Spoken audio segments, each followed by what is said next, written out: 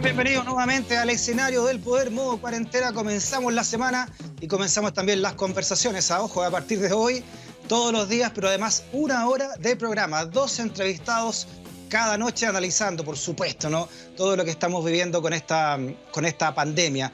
Hablaremos con el alcalde de Valparaíso, Jorge Char. Fíjate que casi 10.000 autos salieron de Santiago.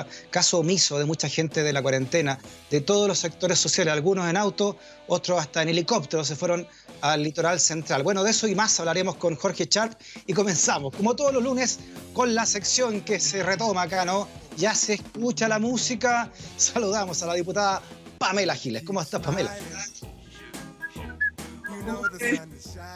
¿Cómo está? La música de los locos. Estábamos en la disyuntiva. O de la Peña Los Parra, porque veo acá que está bien, está bonito atrás, el arreglo ese, Violeta Parra y Frida Kahlo. Está bien acompañada ahí, ¿eh? Sí. Especial para ti, Frey, como todos estos giles de la política que tengo para este escenario del poder tuyo, en el cual hoy día nos vamos a pasear por giles de la política de los más diversos. Tenemos una dama elegantísima, lo más aristocrático que hay en el acontecer nacional. ¿Ya? Tenemos un rockero que no le puedo creer. Que te va a gustar. Ese te lo tengo especialmente para ti, porque entre los giles de la política va a ser tu favorito.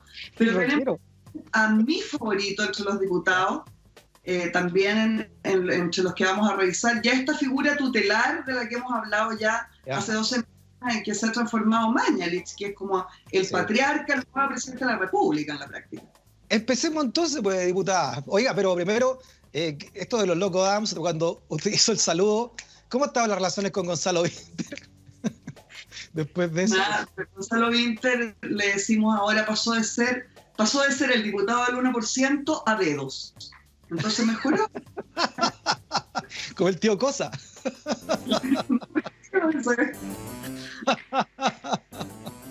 Oiga, Pamela. Hay que reconocer que ha sido el minuto de mayor notabilidad pública de Vinter.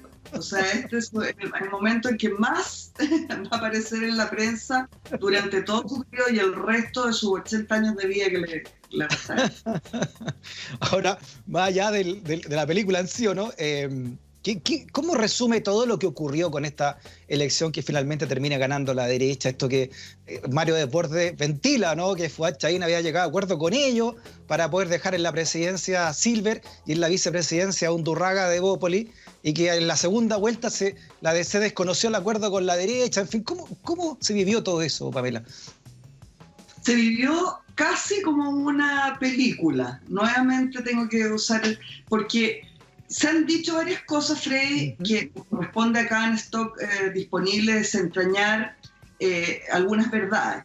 Se ha dicho, por ejemplo, que este gol de media cancha que metió la derecha al ganar la mesa de la Cámara de Diputados es algo inesperado, sorprendente.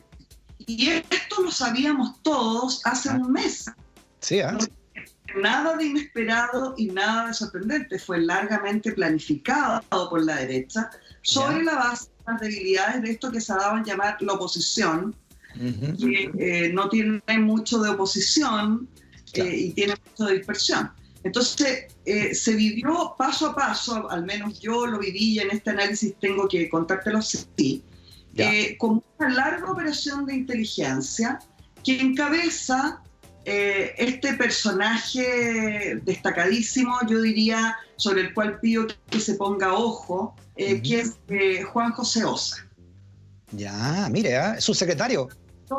De la Secretaría de la Presidencia, ¿cierto? Que es quien tiene la relación con el Parlamento. Y que a pesar de ser el segundo de a bordo, es sin duda el cerebro de esta operación, que culmina con una situación largamente advertida tanto a la democracia cristiana como al Partido Comunista, que es que no tenían los votos para que sus candidatos llegaran a ser presidente y primera vicepresidenta de la Cámara. Parece que interesante lo que dice entonces Pamela. Entonces el cerebro fue el subsecretario Ossa, no fue Felipe Ward, que es el ministro del ramo, ¿no?, de la Secretaría General de la Presidencia. Bueno, por supuesto que Ward tiene una participación en esto.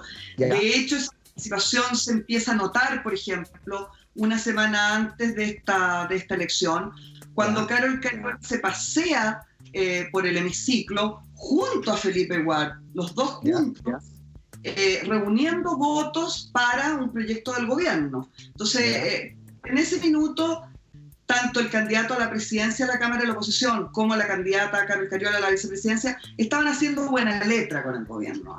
Y el gobierno, por debajo, estaba negociando, según se supo más tarde, con la Democracia Cristiana. Al extremo de exigirle a la Democracia Cristiana para que una parte de la derecha votara por su candidato, ¿cierto?, a la presidencia, exigirle, entre otras cosas, la presidencia de 5 comisiones que son claves en la Cámara de Diputados, entre ellas una que preside un comunista, Daniel Núñez, la Comisión de Hacienda. Claro.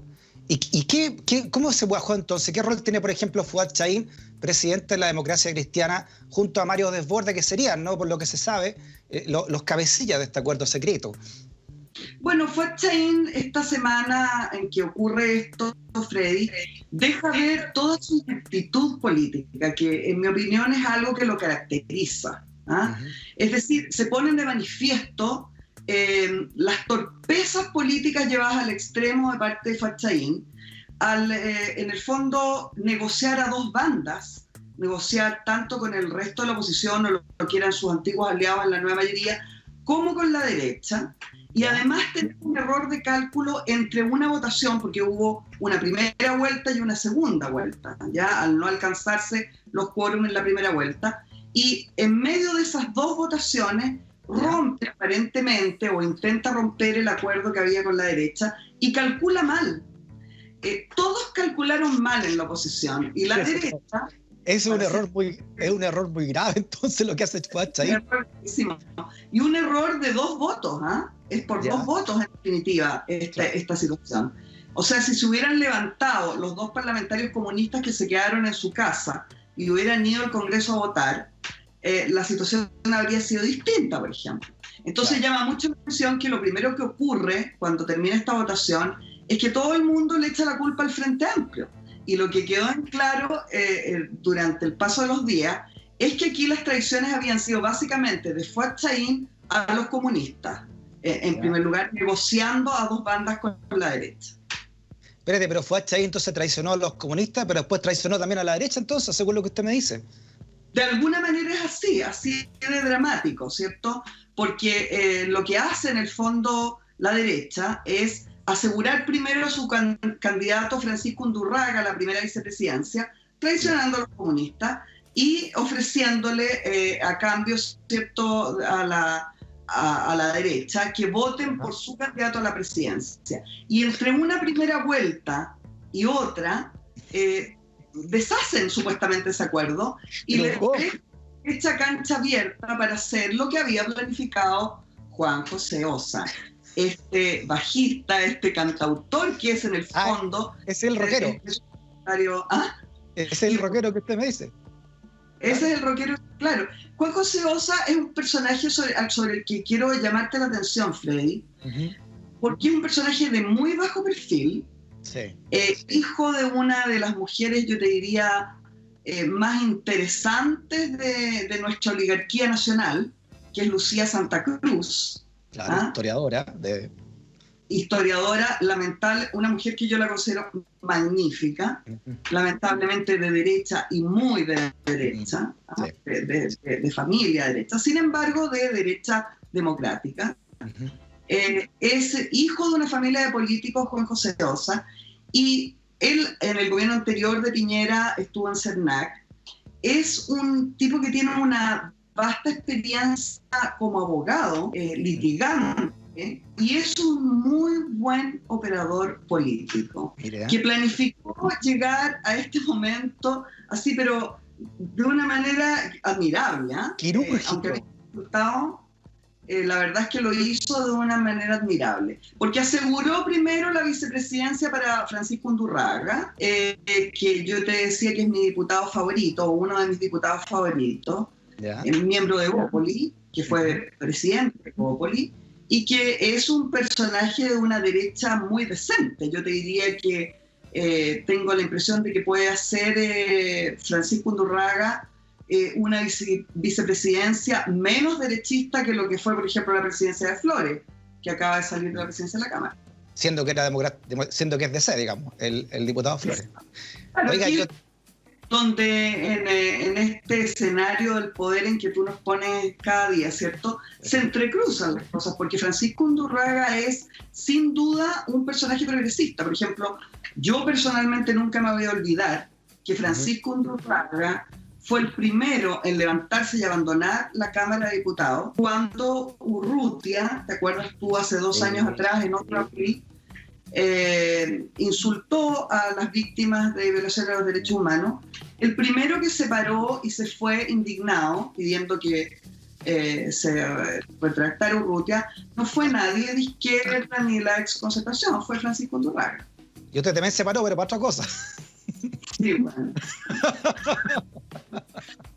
Oiga, sí. Pamela, yo conocí también a Osa porque lo tuve de panelista en mi anterior radio. Y como usted dice, él tiene un grupo tributo de Amarillion, toca mucho rock, más que nada psicodélico. Es un gallo re interesante, como usted dice, muy calladito, muy low perfil, como diría Douglas, así bien. Así que ese es un buen operador, tiene todas las características de un buen operador, entonces.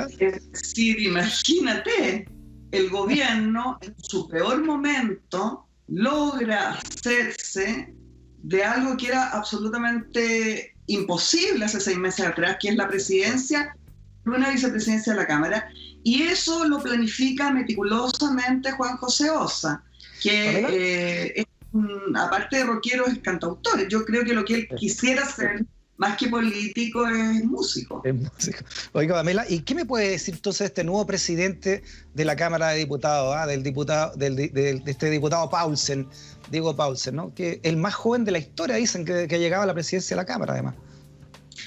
Uno de los más jóvenes de la historia, el más joven desde el retorno a la democracia. Exacto, desde el retorno a la democracia, claro. 32 años, Paulsen. Veamos quiénes son efectivamente estos giles de la política que se han destacado. De partida no tiene nada que ver con el periodista Paulsen, ¿ya? Es de otro, son otros Paulsen. Es araucano, temuquense, proviene de la región de la cual es diputado por su segundo periodo. Está casado, tiene 2 hijos chiquititos, por ahí tenemos unas fotos que yo envié en exclusiva para nuestro programa, que las podremos ver.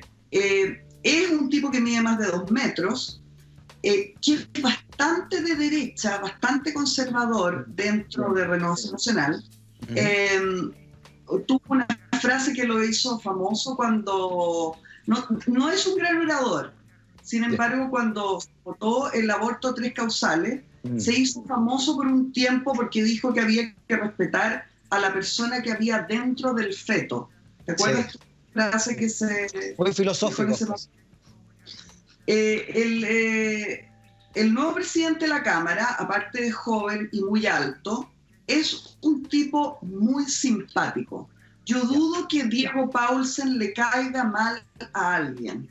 Y es una habilidad que podría parecer secundaria, pero que él la hizo pesar en esta operación. Él fue persona por persona, diputado por diputado, a pedirle el voto 2 semanas antes de la elección. Claro, porque tampoco es difícil que la derecha se ponga de acuerdo en un personaje, ¿no? Como a la izquierda, bueno, ni hablar, pues ya se notó, digamos, pero a la derecha tampoco, ¿no? ¿Será porque también él es considerado muy cercano a Piñera también? Bueno, yo creo que esa es la característica central de Diego Paulsen, hasta ahora bastante guardada, bastante oculta. Diego Paulsen ha estado en todos los cambios de gabinete de Piñera en el listado. Y particularmente en el primer cambio de gabinete, él mismo no quiso, primero estaba fuera de Chile y tuvo que volver muy rápidamente, pero además de eso, él mismo no quiso formar parte. Diego Paulsen, podemos decir sin temor a equivocarnos, que es el delfín de Piñera. Sin duda, el favorito de Piñera dentro de la Cámara. Y esto es importante tenerlo claro, porque se ha dicho que la elección de Paulsen fue prácticamente casual. A la derecha le gusta decir que dijeron, a ver quién puede ser nuestro candidato, total no va a salir. Sí, Diego Paulsen. Y esto no fue así. Esto fue planificado, como insisto, por Juan José Osa, con toda meticulosidad y se eligió exactamente a la persona que podía generar menos resistencia en todos los sectores. Y Juan José Ossa no se manda solo, ¿no? Venía mandatado, me imagino, por el segundo piso de la moneda. Pongan a este caballero de presidente. Sí, pero yo te diría que en esta operación Juan José Ossa se excedió, porque él la imaginó, ¿Ya? la hizo efectiva, incluso teniendo que convencer a personeros de gobierno de que esto era perfectamente posible. Perfecto. ¿Y cómo queda el ambiente ahora en la llamada oposición, o las oposiciones, como usted quiera llamarla? No sé si le tiene un nombre usted, Pamela. ¿Cómo quedan las relaciones ahí, o no? ¿Qué va a pasar con esta mesa? Bueno, para que se pudiera cambiar esta decisión, primero hay que asumir que es una decisión democrática, Claro. institucional. Completamente. O sea, no hay por dónde decir lo contrario. Uh-huh. Segundo, en mi opinión personal, Freddy, como nos corresponde aquí analizar la política, yo creo que hay que esperar con la mente abierta, porque a mí me parece que nos pueden sorprender tanto Diego Paulsen como Francisco Undurraga, en el sentido de que por unas razones más o menos largas de explicar, y creo que vamos a tener tiempo más adelante, pueden llegar a ser una gestión incluso más democrática que la que hemos conocido anteriormente, la de Flores. Sí, a mí me parece que, o sea, imposible alguien más servil a Piñera que Flores. Yo creo que tendrían que hacer grandes esfuerzos, incluso estos personeros de gobierno, estos militantes de partido de gobierno, para lograr equiparar el nivel de ayuda que significó para Piñera en un periodo de crisis la gestión de Flores, de la que yo tengo la peor impresión. Ahora, ¿qué es lo que pasa en la oposición? ¿Qué es lo que tú me preguntas? Claro. Bueno, el desastre. Fuad Chaín logra, con su torpeza, dejar de manifiesto que aquí no existe oposición, que la democracia cristiana definitivamente no forma parte de la oposición, que ha estado siempre trabajando y negociando con la derecha, y por cierto, votando con la derecha, y que el resto de la oposición, que es la nueva mayoría, lo que era la nueva mayoría, lo que era el Frente Amplio, ya está lo suficientemente desgastado y atomizado, separado, como para generar una situación tremendamente compleja. Es decir, la posibilidad que tendría la oposición, en el supuesto de que existiera primero, sería el censurar la mesa. Pero para censurar la mesa tendrían que tener un acuerdo político, y ese acuerdo político no existe. Por lo tanto, si tú me preguntas, yo te diría que Diego Paulsen y Francisco Undurraga pueden irse humillando sus asientos de la presidencia y la vicepresidencia de la Cámara por un buen rato más. Oiga, y dentro de todas estas cosas que ocurrieron, es que es muy sabroso todo, Pamela, me imagino usted cómo lo gozó también ahí, que Mario Desbordes haya sido el que echó al agua a Fuad Chaín. ¿Qué dice eso también? Bueno, peor. Fuad Chaín se echa al agua solo. Cuando todo el mundo le estaba echando la culpa al Frente Amplio, incluido el Partido Comunista, que en esto es bastante curioso, digamos, es que sabían perfectamente que su candidata no tenía los votos y que no iba a ser electa. Pero cuando estaba todo el mundo mirando al Frente Amplio como los culpables, aparece el propio Fuad Chaín en Radio Cooperativa señalando que él tenía un principio de acuerdo con la derecha. ¿Ya? Significaba en definitiva una deslealtad hacia los comunistas, que eran sus socios. Claro. ¿Ya? Y aparece entonces, a propósito de esas declaraciones, de esa confesión del propio Fuad Chaín, Desbordes diciendo, no, perdón, no era que teníamos un acuerdo que se desechó, había absolutamente un acuerdo, y devela cuál era ese acuerdo. Entonces, claro, la posición de la democracia cristiana, que hasta ese momento era el de censurar a la mesa de derecha de la Cámara, ¿cierto?, para volver a reponer a su candidato, a las pailas. Sí, o sea, queda clarísimo que es la democracia cristiana la que tiene la mayor deslealtad. Oiga, y el caso el nombre de, sabemos que el caso de la diputada Cariola no concitaba el interés de la DC y me imagino también de los radicales, ¿no?, que como usted dice han estado más cerca del gobierno, pero el nombre de Silver, del diputado Silver, ¿por qué era mal visto dentro del Frente Amplio y también dentro de los sectores de izquierda? De hecho, hubo mucha gente que se abstuvo y no votó por él. Bueno, ahí hay una larga historia, ¿cierto? Que tiene su origen, tú recordarás, el año pasado. Claro. En que al comienzo el Frente Amplio en su conjunto, cuando era el Frente Amplio, decide no votar por el candidato de la democracia cristiana, cualquiera esté fuera. Y ahí surge, ¿te acuerdas tú?, la bancada de la dignidad, que Claro. se negó a votar por la democracia cristiana, a pesar de que la mayor parte del Frente Amplio, que hoy día viene de vuelta, ¿ya? Hoy día recapacitaron, Ya. volvieron en sí, digamos, en relación a esto, efectivamente descubren que no tiene sentido mantener un pacto en el que la democracia cristiana lo que ha hecho persistentemente es apoyar a Piñera. Y no solamente en una condición normal, sino que durante todo el estallido social, en que la democracia cristiana, a través de Iván Flores, este presidente de la Cámara, que se dedica a hacerle la pega a Piñera, ¿ya? De hecho, abre las puertas del Congreso para que se produzca el acuerdo de paz y trabajo. Y desde la Comisión de Constitución, otro demócrata cristiano, Matías Walker, son claves en el salvataje de Piñera, en definitiva. Claro. Por lo tanto, no tenía sentido ya, probablemente desde esa perspectiva, mantener un pacto político que en la práctica ha sido roto por la democracia cristiana, como queda demostrado y en evidencia todo lo que han sido las negociaciones siniestras de Fatshey.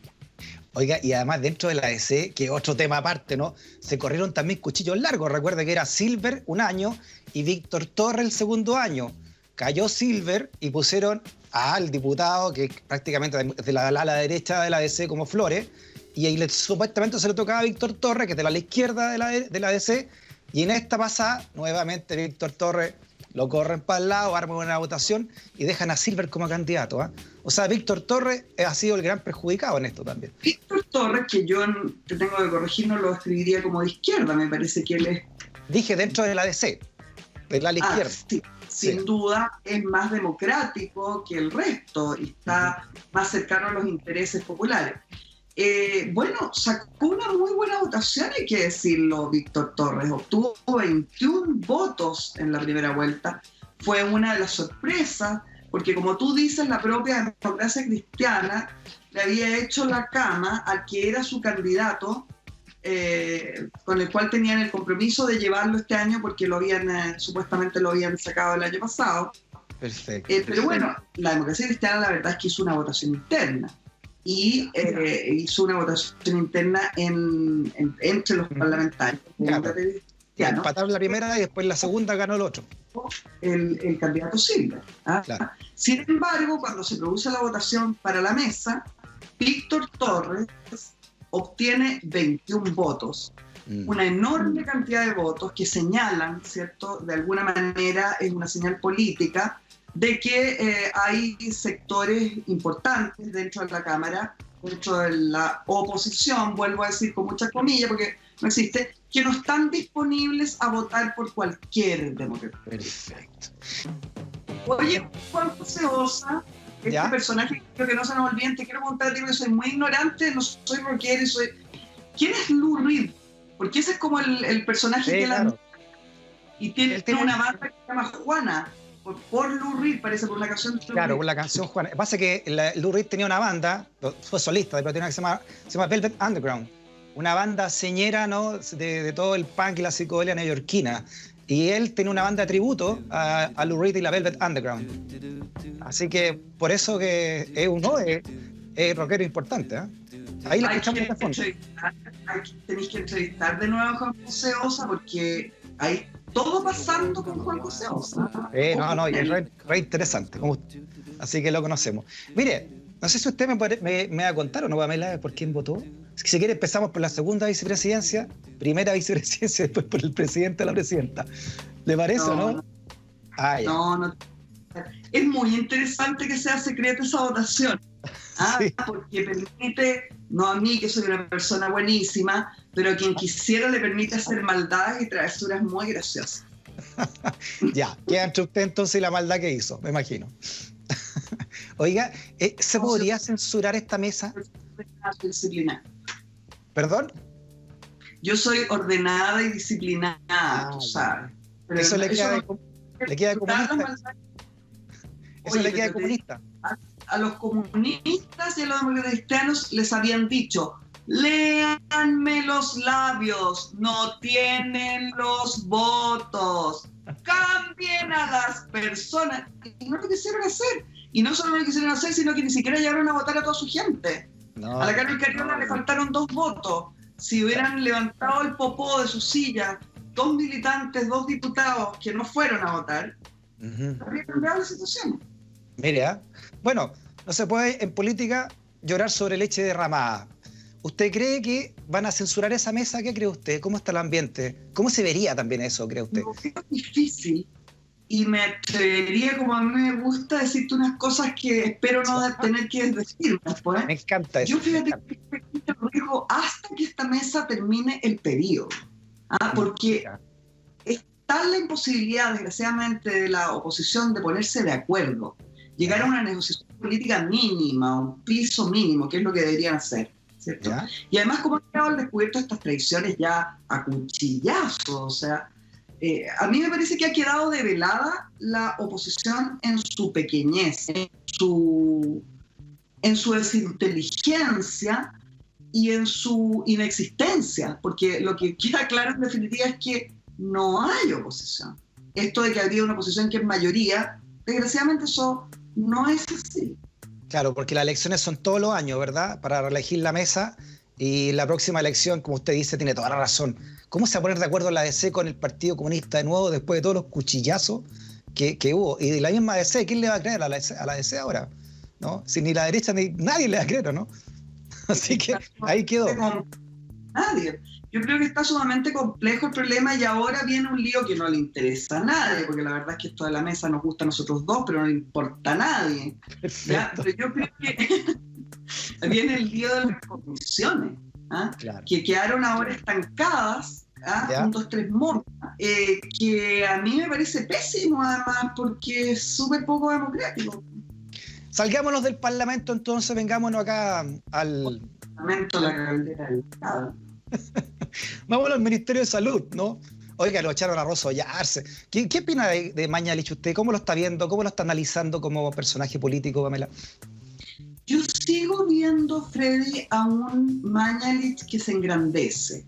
Lo sigo viendo como esta figura patriarcal que el gobierno necesitaba desesperadamente frente a esta caída de la aceptación de la figura del presidente de la República, y veo que a pesar de todo el misterio de los ventiladores mecánicos, de los respiradores, ¿ya?, en que se sigue desdiciendo el presidente de la República mismo, hoy día mismo, en que estamos ahora en la noche, en la mañana, dio una nueva entrevista mega donde vuelve a dar unas cifras contradictorias, Piñera, y donde además pidió perdón por lo de la Plaza de Dignidad, disculpa.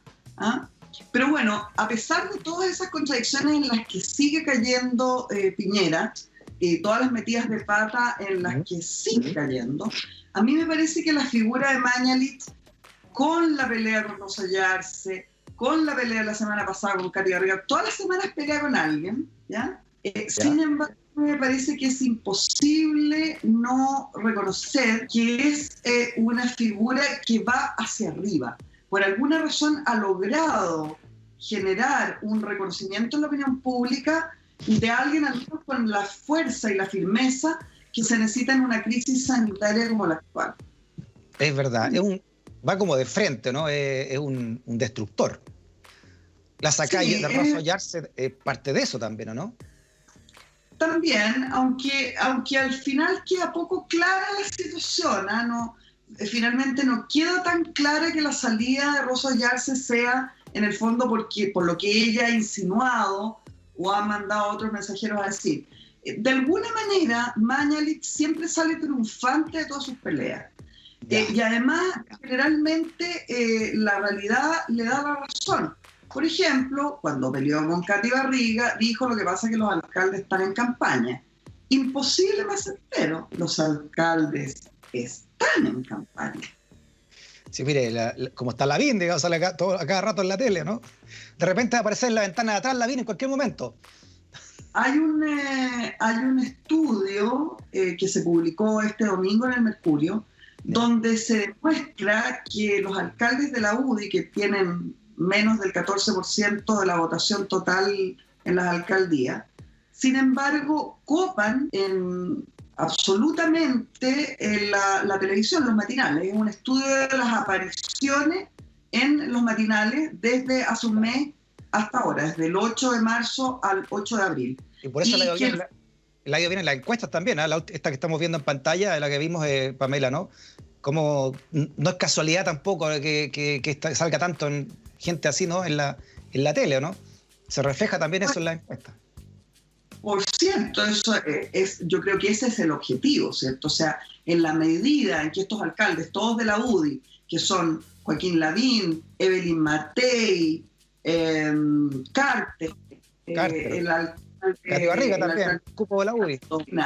Ya, en la medida que ellos aparecen en los matinales, van teniendo un resultado en las encuestas y probablemente van a tener el resultado electoral que buscan, ¿ya? Entonces, efectivamente, es impresionante cómo lo que dijo Mañalich es real. La campaña electoral de los alcaldes está lanzada. En resumen, entonces, para ir cerrando, Pamela, un sombrío panorama vive hoy la oposición, ¿no? Como a usted le gusta llamarla así, con unas comillas gruesas. ¿Ah? O sea, la oposición vive un sombrío panorama a tal extremo que la oposición podríamos decir que no existe, al menos en el Parlamento, que es donde sería su escenario del poder, ¿cierto? Ha quedado en claro, ha quedado develado que la oposición no existe, y ahí hay mucha de traiciones y de cuchillazos de la peor especie, y que eso ha permitido las desinteligencias, las torpezas de la oposición y sus partidos principales, en este caso el Partido Comunista y particularmente la Democracia Cristiana, ha permitido un gol de media cancha del gobierno de la derecha, en que yo diría que el goleador ha sido Juan José Oz. Muy bien. Pamela Gilas, con su canción a la distancia. Completísimo. Viene a la derecha, porque realmente esto ha sido una paliza. Sí, una paliza, por así, en el suelo, ¿ah? La oposición intubada esperando el ventilador mecánico, ¿ah? Gracias, Pamela, que esté bien. Nos vemos. Cuídese, ¿ah? Chao, chao. Ya.